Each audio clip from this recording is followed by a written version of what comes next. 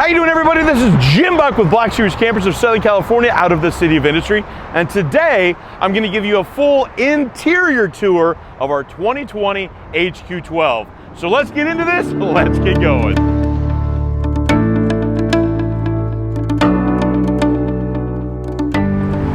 So here I am inside of the HQ12, and the roof is lowered. I'm just standing in the entry step. So here, I'll just step in here real quick here. You can see where it is. So this is about where it ends up being while the roof is down. And the reason why I'm showing you this is if you're traveling down the road and you're tired, you pull over into a truck stop or something, or side of the road, and you want to climb back here and lay down in the bed, you have plenty of room to do that. You would just have to duck down, so that way you're not opening up the roof. So it is possible, okay? So if you have that question, you can do that. So there's a couple bars. There's a bar here. This is not a pull-up bar. This is for, I use this for pushing up as well as for pulling down when it's time to close the roof down. But this is going to be your locking mechanism. So right now this is actually locked. You have this red lever with a little bar on it. So you raise it up out of the way, pull that bar off. So now the bar is out of the way. And then it's kind of a dual purpose. So I will lift this and push this at the same time. Now, there are shocks and springs that help to raise this up. Now, on occasion, I get lucky and the whole thing will open up all at once, but usually I gotta do one side, then go over and push open the other side. So basically what I do, I'm gonna step up in here and I'm gonna push this up, raise that all up at the same time. All right, we get that up into position, and, which you can't see it unless you turn around, as you can see, the other side has opened up as well, which again makes it really nice, really convenient. If it doesn't do that, that's okay. It just means you go over there, you push that side up, and it opens up even easier than this side does. So now that I have the roof extended, you can see I have quite a bit more room. And actually, this is our tallest unit. So with the roof extended up, we actually have 6 foot 7 inches worth of head clearance. Now, not so much at the air conditioner, you run at about 6'5" or so, but this is our tallest unit. The second tallest one we have is our Classic 12, which is also a pop top, and that one comes in at 6'5". So if you're looking for some headroom, this is the unit for your headroom. Now, one of the most exciting features I'm really excited about this because they've changed the material. They went from a cotton material to a polyvinyl material. And so you can kind of see it as it looks different. It's not a cotton tent part or a cotton polyester tent. Now it is again, it's more of a polymer. It's really nice. So it's going to really help with keeping water out, keeping moisture down. If you're not taking care of your tent material properly, this will help rectify that. That way you're not ending up with moldy tents, because if you're not keeping your tents dry, if you pack it away wet, you can pack it away wet, but you need to open it back up to dry out. This, while you should still open it up to help maintain your system, it's not as crucial with the regular cotton polyesters. But one of the things I like to do with these windows, because all these windows are closed, these little vent areas, I'm going to open it up now because it's a little warm in here. But here's one of the things I do. A lot of people, once they open them, they'll open it up, and then they'll start rolling the window or the flap at the very end. Well, to me, that's a lot of rolling. So what I do, just a little trick I do, is, especially with larger ones, I fold it in half first. Now I have half the material I have to roll, and then I'll just roll that. And I only got to do 2 little rolls, and then there's a little flap. If you're not familiar with something like this, there's a little strap right here, and there's a piece of plastic, like a T handle on the other side. You run that through it just like that, and that helps hold that in place. And you just do the same thing in here. And again, I realize some of you may be totally 100% familiar, and you're going, why the heck are you showing us this, Jim Buck? We know what this works, but sometimes some people just aren't familiar with it. I have come across that. So I want to make sure that everyone understands how these things function. So please forgive me if you already know how that functions. So here we have this tied up. So we have these windows all the way around. So what I'm gonna do real quick to keep me from sweating to death in this hot California heat is we're gonna go stop for a second. We're gonna open up some windows and I'll be right back.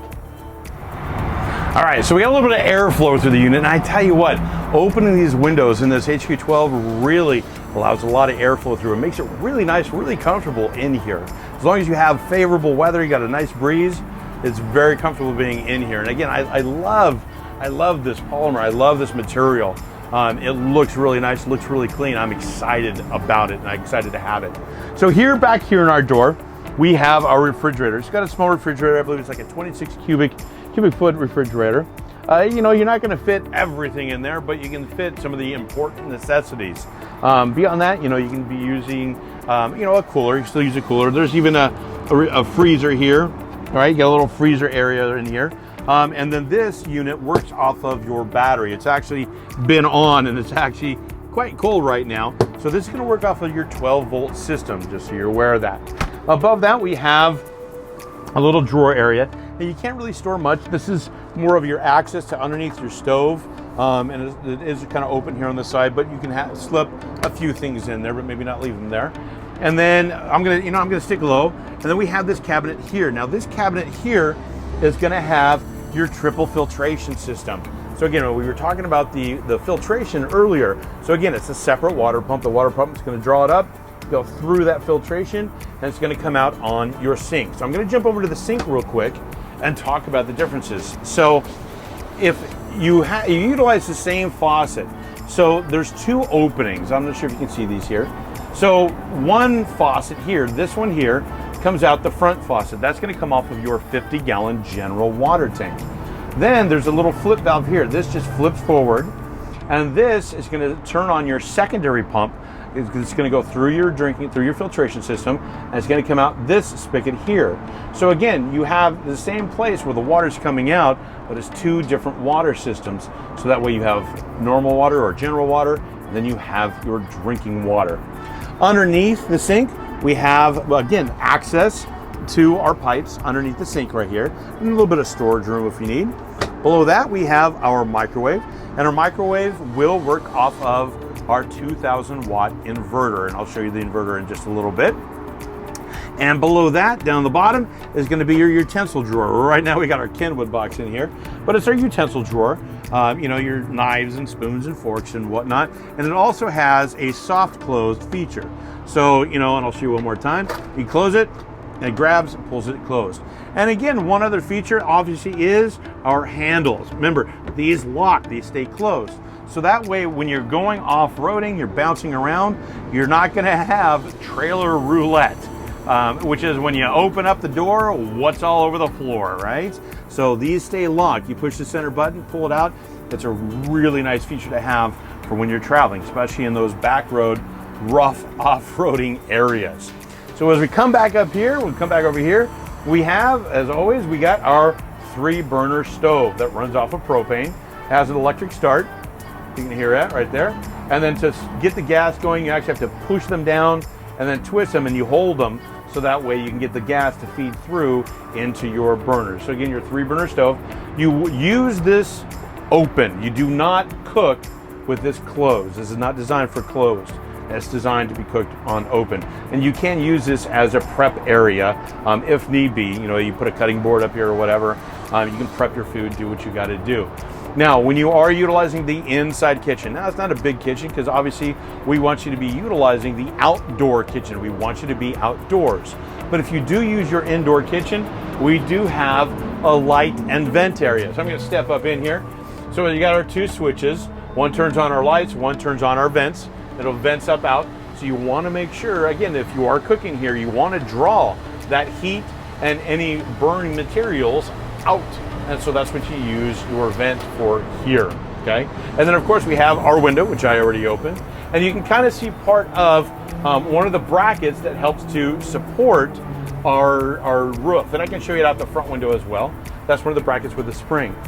Now, one of the other features that has changed for the 2020 model is this right here, a mirror. Well, that seems kind of odd. Here's my kitchen with my sink. I got a mirror here.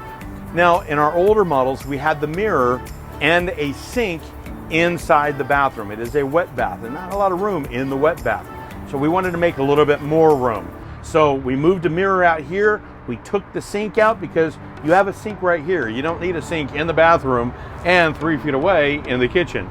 So we did that. We changed the inside. So let's get into the shower here.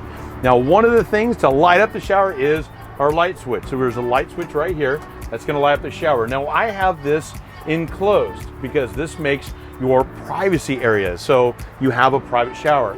Otherwise, you can just have this open, and this could be vented out, and you know, if you're familiar with who you're with, you can talk with them and do what you need to do. But there is a lock. You release the lock right here. You open this up, and if you take a look in the shower, and so you'll see there used to be a sink in the corner there, which again took up a bit of space.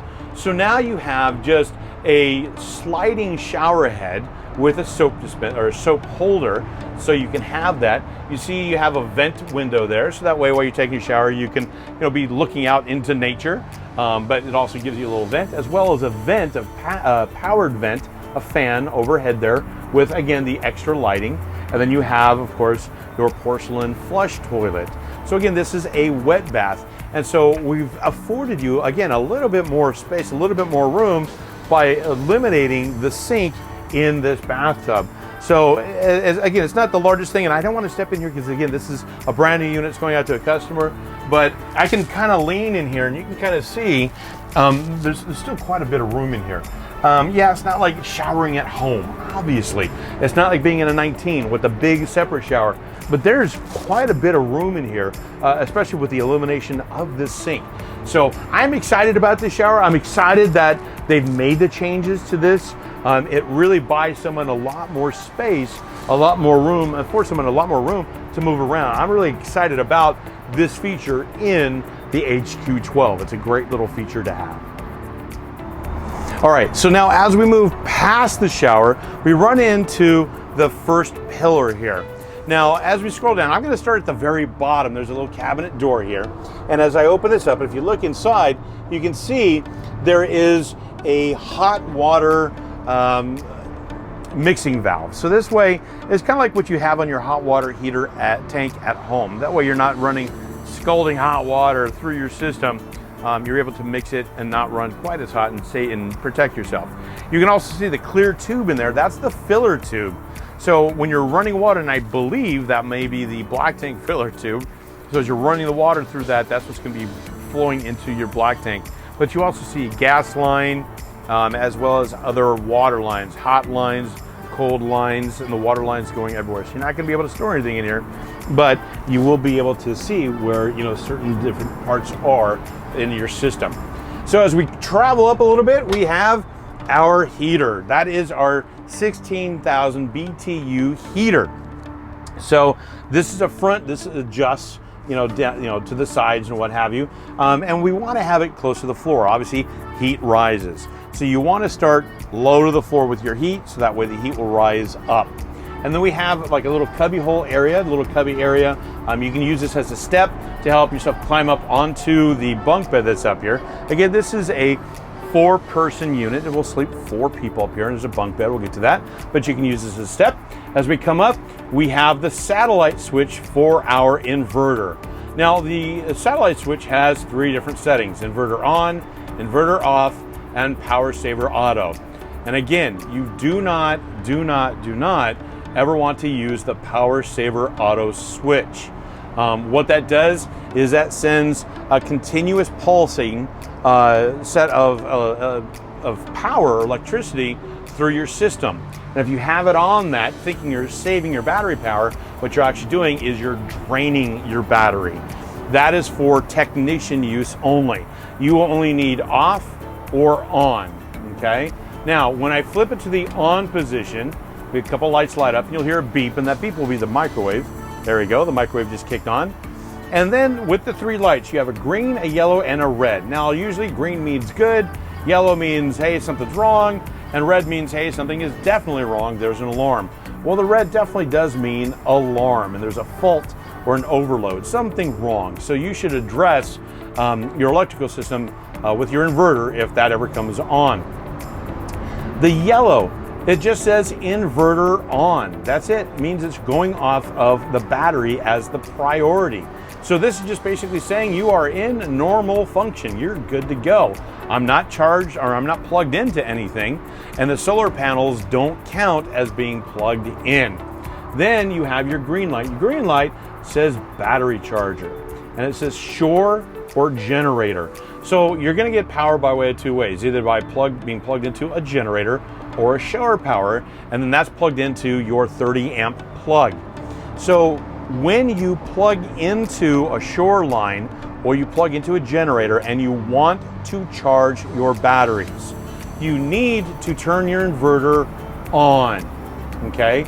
Now, if it's just your solar panels, you can leave it in the off position, unless you want to use your microwave or use your TV or utilize one of your inverter plugs. And the inverter plugs are marked as such, and I'll show you that in just a little bit. But if you're going to charge something, your inverter changes into a converter. So it's converting your AC power into DC power. AC coming from the wall and DC going to your battery, okay? So you're gonna convert instead of invert from DC to AC power, which is how we're gonna make our microwave and our TV run. So we're just on normal function right now. We're going off of batteries so we can leave it off. But again, if I want to charge off of my power line, my 30 amp plug, I'll switch it on and that's going to charge my battery, okay? As we continue up, I'm going to go ahead and turn this back on. As we continue up, we have our radio. Right now it says no device because you can hook up with like USB and other different things. But it says no device. And so usually you will deal with your fade back and forth to go between your inside speakers, which if you look up, we have a speaker here, and then there's another speaker towards the front of the unit. And then you would change, I believe it's the fade setting, to change it to the outside speakers. So I don't know what the settings are with it, what they've done with it, but you kind of play with it a little bit. But it's either fade between the front and back, kind of like if it's in a car, and that will give you your speakers outside as well. So as we continue up a little bit, we have our bunk. Now, the bunk bed does have its own window. I haven't opened that one just because of the way the light's shining. But see, we got a little special wall, a little magnetic wall that pops up. So that way, if you are up here, you're not gonna roll off. You'll hit this wall. I believe this bed is about 2.5 foot wide by about 7 foot long. It's quite a long bed. So if someone's really tall, that's where they're gonna be. So if you're in travel mode, this little wall needs to be flat. If no one's going to be utilizing this, then this will just very simply push up out of the way. And then you have that much more headroom and space in this area, especially if it's just two of you. If there's more of you, or let's say it's just two of you, and you want to have some clothing storage, put your clothes and stuff in a bin, store it up here on top of this bunk bed. That's the best place for it to be. And then when you're going to travel, just take it down, set it on the floor, travel on down the road. But otherwise, yeah, you can have this down, you can have this up, do whatever you wish with it. It's a nice big bunk. This is one of my favorite units. I love the HQ12. Not too big, not too small. It's got a lot of the amenities, every amenity you need. And it's good for 2 people, it's good for 4 people. It depends on what you want to do. So now I'm going to come over here and we're going to look at our electrical panel. So our electrical control panel, actually before I cover that, I'm going to go just a little bit farther to our Dinette thermostat. This is the thermostat for the heater. The heater is mounted here. And so the top is a switch, so the on-off switch, and then the bottom is where the thermostat is for adjusting between hot or cold or whatever you want to be. Here in the front of it though is our control panel, the famous Black Series control panel with our breakers. Remember, we don't use fuses on any of our units, we use breakers. So again, if you're having an issue with something not functioning correctly, you come to these breakers here. If you have an issue with your air conditioner, remember it's the breakers outside that I pointed out. Here is your 2 water pumps, your general water pump switch, your drinking water pump switch. This has our readout for how much water is in our drinking water, our general water, and then how much water or how much waste is in our gray tank and how much waste is in our black tank. And then obviously we also have our water heater switch. Again, water heater works off of propane and 12-volt power, and it works off of electricity from the shoreline. So if you're plugged in the shoreline, you turn on this switch. If you don't have a shoreline, you turn on this switch to get your hot water going. And then we have our electric meter. And so this talks about, this tells us how many volts are being used, what our current is, the amount of energy and how much power. So this has our readouts for everything that's going on. So that's our electrical panel. Then we have a nice little, like a magazine cover right here. We can sit here, we can put some magazines in here, some maps, a book, whatever you'd like to be, whatever you'd like to put in here. Behind me, I got a window. And so we've talked about our windows before. I'm going to show you though. Again, we have our nighttime privacy screen. We got our daytime bug screen. But again, if you're not having any issues with bugs, open these up. Allow the air to flow freely through the unit. Remember, this is a much cooler unit when you don't have anything restricting your airflow. Trust me, in this hot California heat, it is much cooler in here. Feeling the air flowing. You can even see the blinds kind of waving a little bit from the air flowing through here. Now, again, these are dual pane windows. They're tinted, as well as they make things very quiet. It's a polymer. And so what I'm going to do, like I've pointed out before, if you can kind of see, I'll go to this one here. It's got two prongs that you're going to close this with. So again, there's multiple points that'll open, so I'm going to close it. Now, if it's a windy condition or you still just want some airflow through your unit, you come to the middle lock, okay? And the middle lock still leaves a little bit of gap and allows air to still kind of flow through, especially in a windy condition. Now, if you want to close it up for the night, you don't want any airflow or it's raining or whatever it may be, you close it all the way. Now, once you close it all the way, it seals tightly. And like I said before, with this dual pane, it really helps to block out a lot of the noise. So again, you got some noisy neighbors, maybe they're out drinking late at night, having a party, and you've had enough party and you've done your drinking for the evening, you're going to bed, you close up these windows and really it blocks up a lot of that noise. And that's one of the nice features of these windows. So again, just to open it, you just flip the lock open, it pops it open, and again, it's ratcheting. You ratchet it to the height you like to have it open, and there you go, your open window. Now let's say you're dealing with bugs, so you have your bug screen closed, but you want to leave the screen open for nighttime airflow, because when you do have your privacy screen down, you don't get much airflow. So you have this open, and that's why we still have our blinds.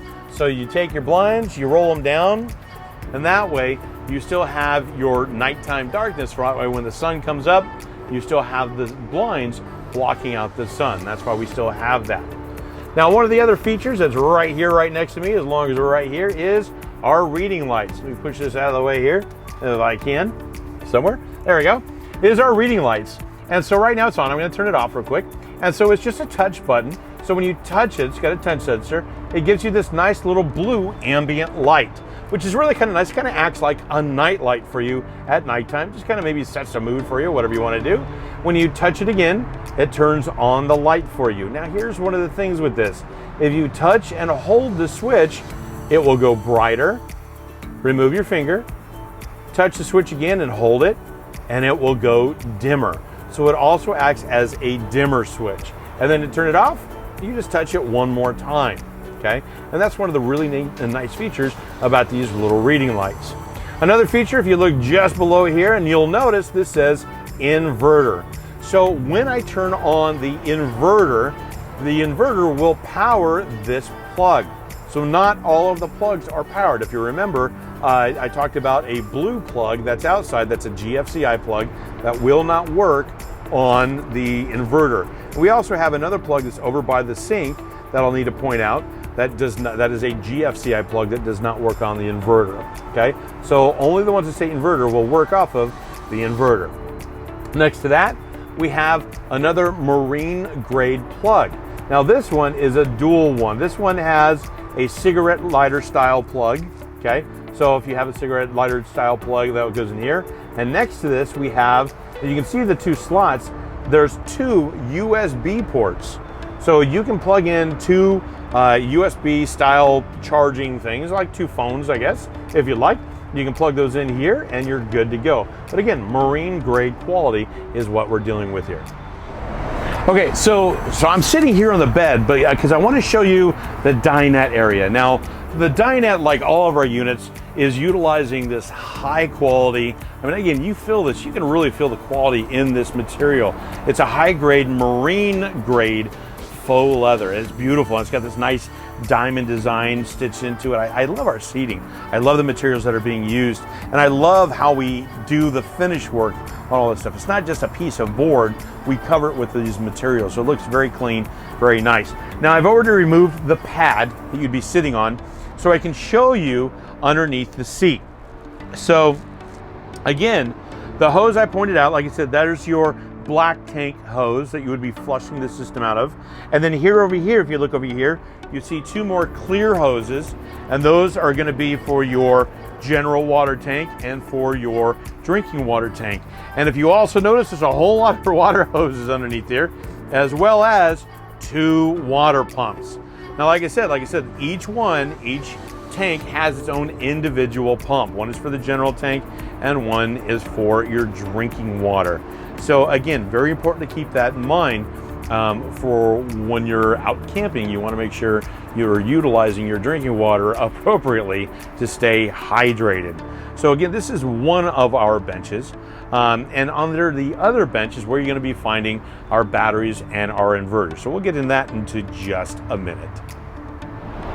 So now I've switched over to the other side of the dinette. I've moved the pad, and so under the other bench, and again, it's the same materials, everything put together, but underneath this side, we have our electrical system.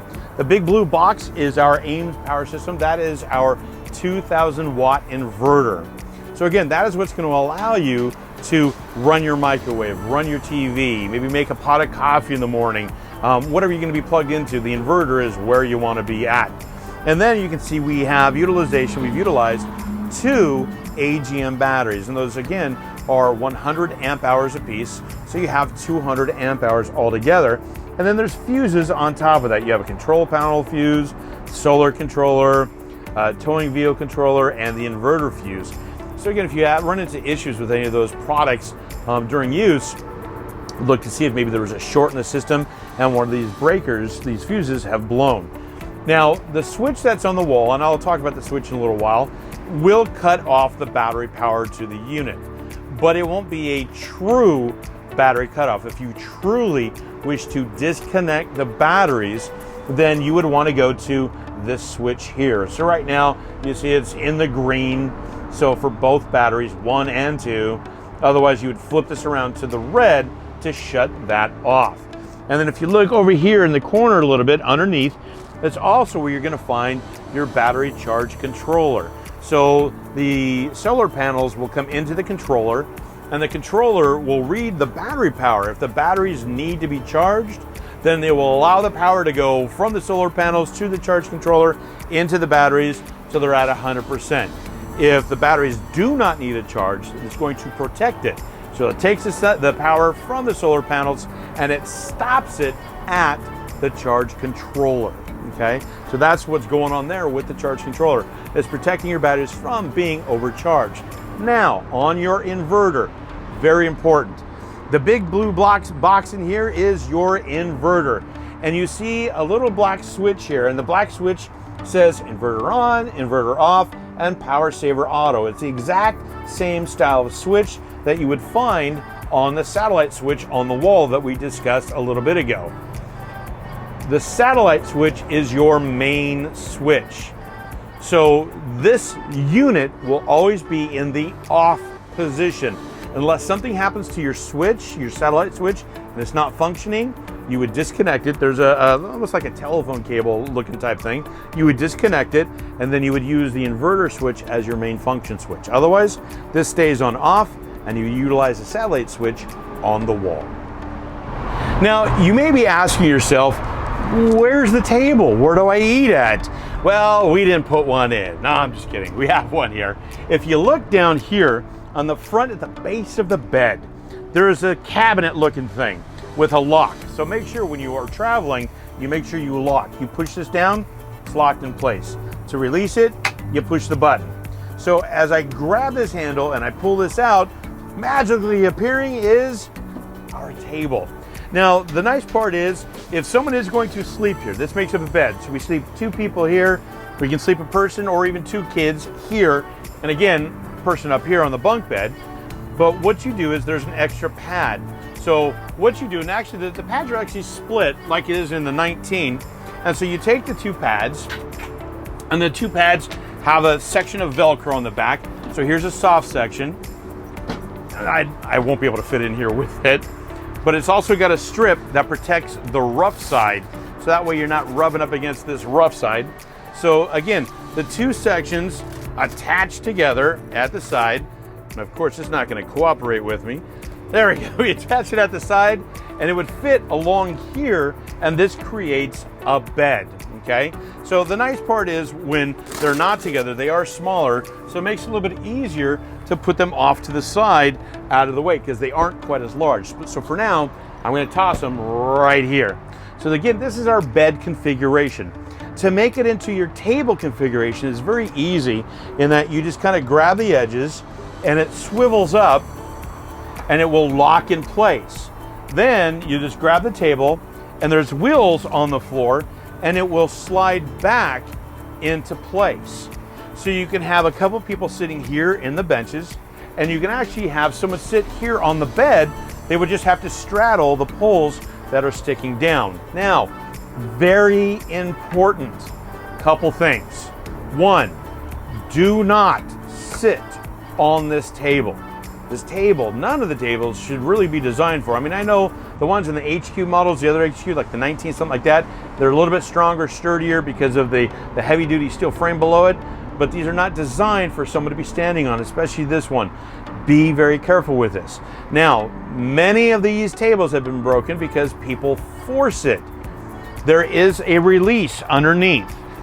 So if you slide the table back out, and if you look on the very end down there, there's a release bar right here. Release the bar and it pivots back down. And again, it's a very simple bar. People miss that all the time. And I'll actually rip the bolts out. Usually that shows. So here's the thing too, be very careful when lowering the table down. If you can see, don't grab the edge of the table here, because as you come down, you can see it's pinching my fingers. And take it from me, it hurts. So be very careful. Make sure you grab the tables on the sides, on the edges when you're lowering it down. Then once you're done with it, you take it, you slide it right back into place. If you're gonna be traveling, you lock it again, lock it back in place, and off you go down the road as soon as you're done packing up. Now, as long as I'm kind of down in this area, I'd really like to take this time to point out our wood grain linoleum. Rather than just going with like a plain linoleum, we really utilize this beautiful wood grain. It honestly really looks like wooden planks, but it is linoleum, but it's very nice, very durable. And it's a very nice linoleum. I really like that feature. It's one of the nice features that helps set us apart, I feel. So obviously one of the key features in the front of our unit is the queen size bed. The biggest bed where you're gonna be sleeping 2 people. So typically it's designed for sleeping this way in design. Unless you have a whole bunch of kids, you could fit a couple kids on here this way if they're on the shorter side as well. But we have our bed, so we have a nice big bed up here for you. We have a nice shelf, some kind of knick-knack shelves. You can store some items up into there. And then as we come around the corner, we have another window, again with the shades and everything. And in front of the window, obviously you see our TV. Again, our TV, this is a DVD player with a TV. And so that is plugged into our antenna. And so we have our King antenna up here. We've had, I've done a video on our King antenna, so if you haven't seen that, be sure to check that out so you can kind of see the features of the King antenna. But just to point out very quickly, there is an on and off switch to the King antenna. And so the red light means there's no signal, the blue light tells us the strength of the signal, and then again there's a switch here, so that way we can pivot this. They call this the sure lock, because if it's not, if I don't push this, it grinds, and we don't want that to happen. Now, there is a secondary power switch. So just in case you run into issues and you can't get your antenna to turn on, down here there's a black box. It's a King Jack black box power switch. It's usually a white cable. It goes to the back of the TV, and you can see there's a little green light. Well, next to the green light is a black button right here. And so if I push that button, it turns off that light. Well, that turns off the power to the antenna. You see there's no light. So if I come back down and I push this button, there we have our lights back on. So So that's going to be our power switch for the antenna. Now, some of the other things are, we also have another, if you look right here, another inverter switch, and so or an inverter plug, and you can see that's where the TV is plugged into. So you would need to turn on the inverter to run your TV, and then you have even a light switch. You have a light switch over here to turn off these front lights, turn them on and off, so you don't have to go over to the main switch over by the wall. And of course, each side over here, we also have LED, or excuse me, not LED, oh yeah, LED map reading lights over here, or we have our reading lights on each side, so that way you can read if you're in bed or something like that. So here I am back over here by the door. I've seen the TV, we've seen the dinette and another window and everything. And so we have this row of switches here. So the very large square one, that is your battery cutoff. I talked about that a little bit ago. If I switch that, it shuts off all my power. But again, it's not a true battery cutoff. You have to get to the switch that's underneath the dinette seat here. So we turn that on. We have double switches here. Now it's only a single rocker switch. It only goes one way. Now these switches turn off the puck lights, the ceiling lights. One shuts off one section, the other one shuts off the back section. Those are our lights. Then we have the top one, which is a rocker switch. It rocks both ways. Now these are for your outside floodlights. So say for instance, you click it to the front one, the front lights come on. You click it to the rear one, the rear floodlights come on. Then you click it to the front one, maybe the right side comes on. Click it to the rear one, the other side comes on. So these are your floodlight switches. So floodlights, inside lights, battery cutoff. Now, one of the other features that I wanted to make sure I pointed out was a couple of electronic features. Now this is a GFCI plug, a ground fault current interrupter plug, because it's over here by the sink. So this is not going to work off of your inverter. This is one of the ones where you have to be plugged into a shoreline power or your generator for this to work. And then we have this right here. This is a thermostat control switch.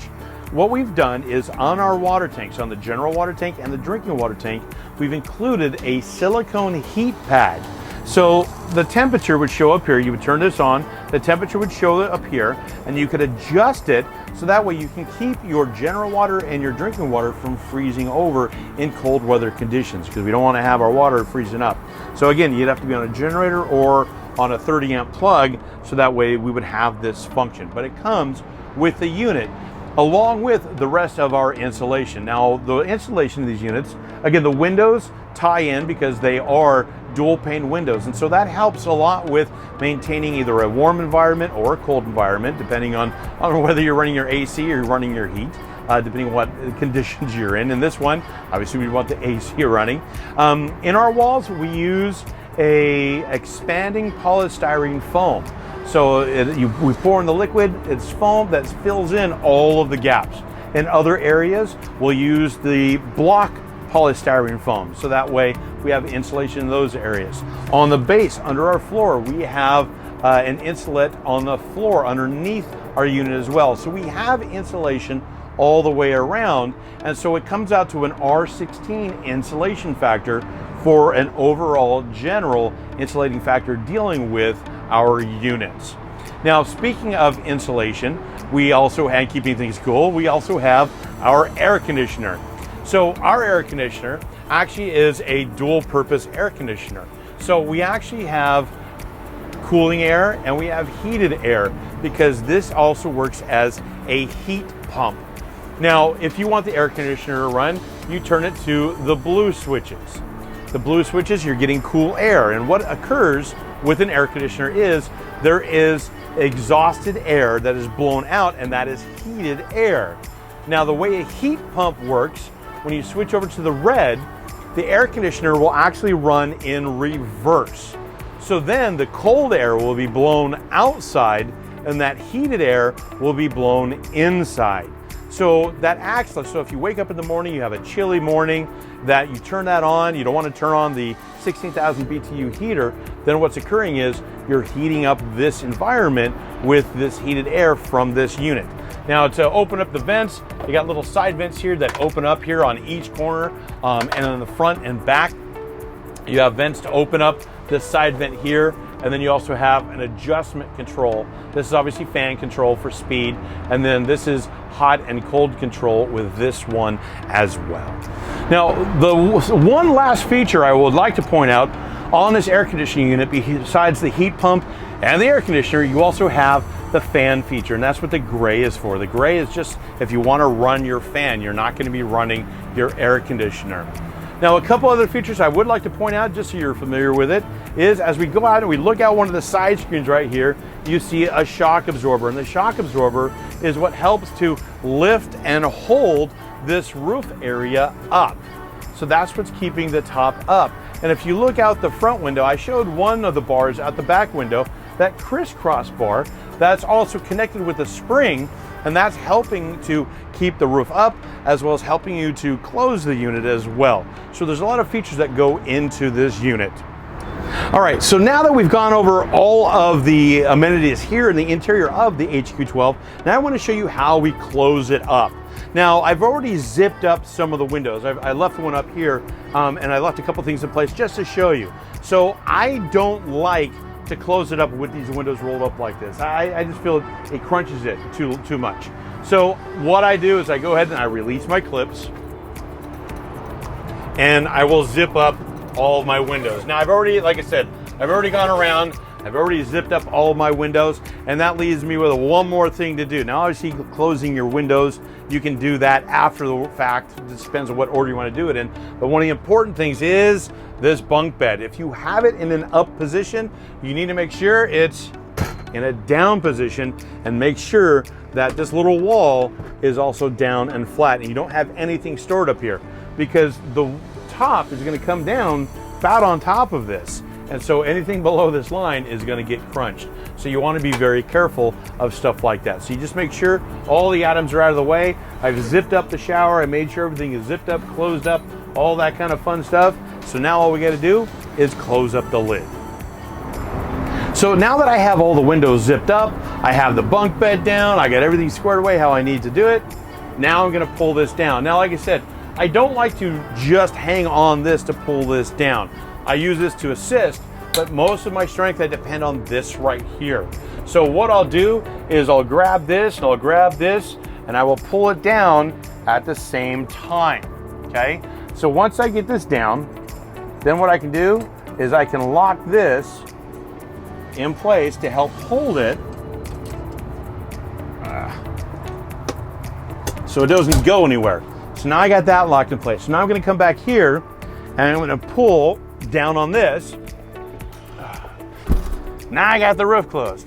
So now we're going to go outside and we're going to pin up to hold the roof in place. So now that we've got the lid closed, what we want to do is I'm going to go ahead and I'm going to re-clamp the lid and put the pins in place. So again, just like I showed you, I'm going to unclamp them and see that everything's still in place, and we don't run into the risk of catching that hook when we're raising it up. So we bring this up, clamp it in place, put the pin, and again, the opening is large enough to fit a small lock. So if you wish to lock the lid, you can do so for whatever reason you may want, but you can put a lock in there. So I got this one. I'm going to do the one over here.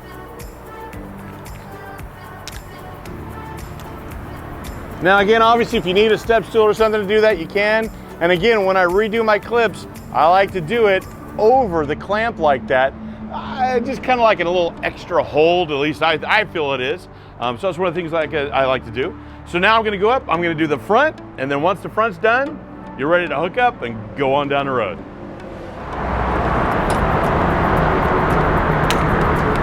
All right. So there you have it, ladies and gentlemen, the Black Series HQ12. Again, one of my more favorite units, just for size and just kind of cool levels. I just love this unit. It's a cool little unit.